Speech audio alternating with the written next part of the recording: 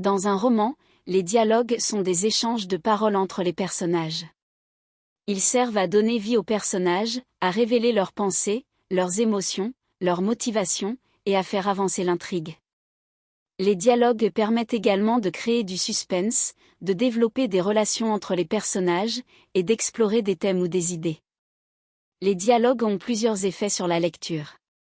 Tout d'abord, ils facilitent la compréhension et rendent le récit plus dynamique.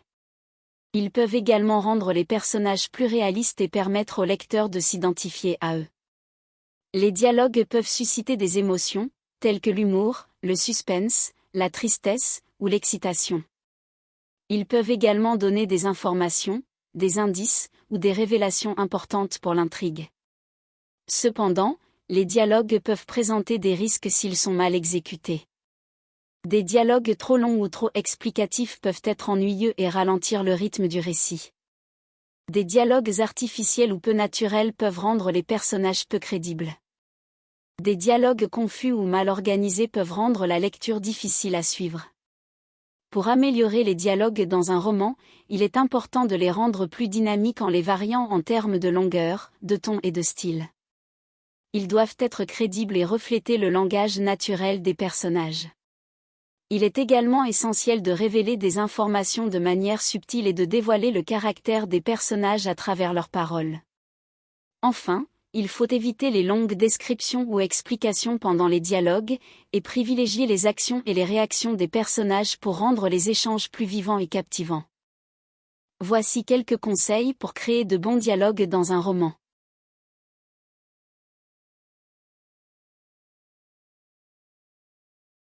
Soyez attentifs à la voix de chaque personnage a sa propre personnalité, ses propres opinions et son propre style de langage. Assurez-vous que les dialogues reflètent ces caractéristiques individuelles. Par exemple, si vous avez un personnage qui est un intellectuel, il pourrait utiliser un vocabulaire sophistiqué et complexe. D'un autre côté, si vous avez un personnage qui est un adolescent rebelle, il pourrait utiliser un langage familier et des expressions plus décontractées. En tenant compte de ces différences dans les dialogues, vous rendrez les personnages plus réalistes et intéressants pour les lecteurs.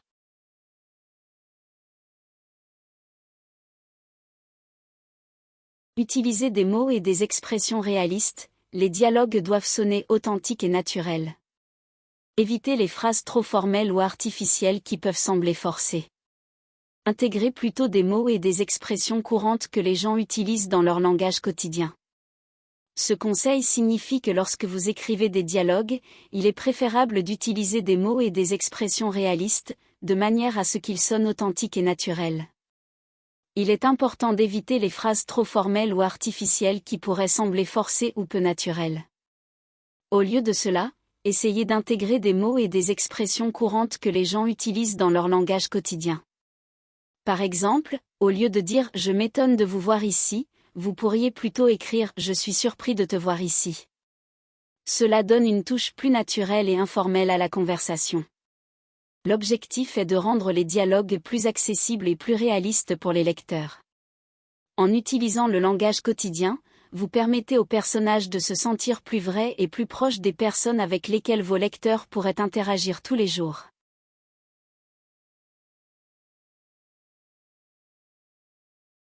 Les verbes de dialogue sont les phrases qui indiquent qui parle. Essayez de varier les verbes au lieu de toujours utiliser « dit » ou « répondit ».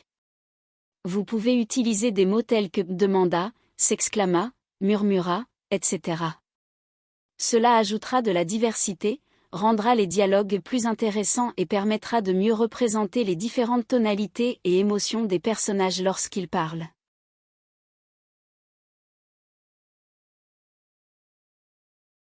Rendez les échanges dynamiques, les dialogues doivent être dynamiques et captivants pour le lecteur. Les personnages peuvent avoir des opinions différentes, des désaccords, des débats ou des conflits. Cela rendra les échanges plus vivants et les rendra également plus réalistes. Ce conseil signifie qu'il est important de rendre les conversations entre les personnages dynamiques et intéressantes pour le lecteur. Au lieu d'avoir des dialogues plats et sans intérêt, il est conseillé d'introduire des éléments qui créent de l'interaction et du mouvement dans les échanges. Pour rendre les dialogues dynamiques, les personnages peuvent exprimer des opinions différentes sur un sujet, ce qui entraînera des désaccords et des débats. Cela ajoute de la tension et de l'intérêt à la conversation. Les personnages peuvent également avoir des conflits, ce qui intensifiera encore plus la scène. En donnant aux personnages des opinions différentes et en créant des conflits ou des débats, cela rendra les dialogues plus vivants et les rendra également plus réalistes. Les lecteurs seront davantage pris dans l'action et auront envie de continuer à lire pour voir comment les personnages se confrontent et évoluent. L'objectif est de captiver le lecteur avec des dialogues intéressants et dynamiques, qui font avancer l'histoire et développent les personnages.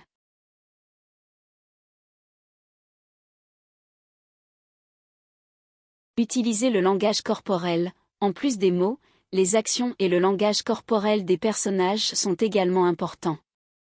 Utilisez des gestes, des expressions faciales et des mouvements pour aider à transmettre des émotions et à enrichir les dialogues. Par exemple, au lieu de simplement dire que le personnage est triste, vous pouvez décrire son visage qui se renfrogne, ses épaules qui s'affaissent et ses yeux qui se remplissent de larmes. Ces actions corporelles aideront à montrer visuellement au lecteur que le personnage est triste, renforçant ainsi l'impact émotionnel de la scène. De même, l'utilisation de gestes peut renforcer la signification d'un dialogue. Par exemple, si un personnage dit « je t'aime » tout en levant les bras pour faire un câlin, cela renforce l'affection et l'émotion véhiculée par ces paroles.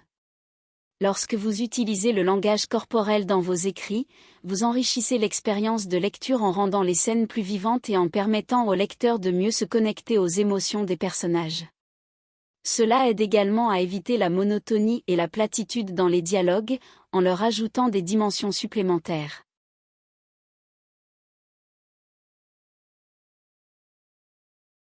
Évitez les informations explicites. Les dialogues peuvent servir à transmettre des informations importantes, mais essayez de les intégrer de manière subtile et naturelle. Évitez les longs monologues explicatifs ou les dialogues qui semblent être uniquement destinés à fournir des informations au lecteur.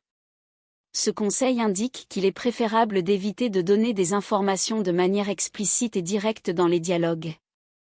Au lieu de cela, les informations importantes devraient être intégrées de manière subtile et naturelle dans les conversations entre les personnages. Par exemple, au lieu d'avoir un personnage qui explique longuement les antécédents d'un autre personnage, vous pourriez faire en sorte que ces informations soient révélées progressivement tout au long du récit, par le biais de discussions ou d'échanges de questions-réponses entraînés par les interactions entre les personnages. De cette manière, les informations sont transmises de manière plus organique et intéressante pour les lecteurs. L'idée est d'éviter d'avoir des dialogues qui semblent trop artificiels, simplement destinés à fournir des informations au lecteur, sans qu'il y ait une réelle interaction ou motivation entre les personnages. En résumé, essayez plutôt de rendre les informations importantes dans les dialogues plus nuancés, en les intégrant de manière subtile et naturelle grâce aux interactions entre les personnages.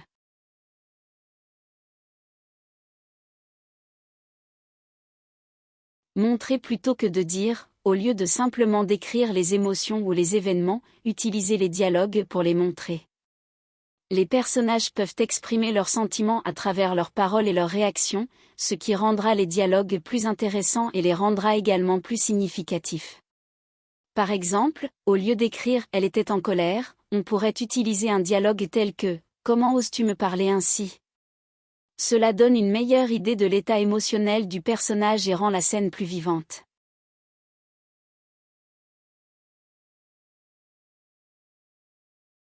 Laissez des silences et des pauses.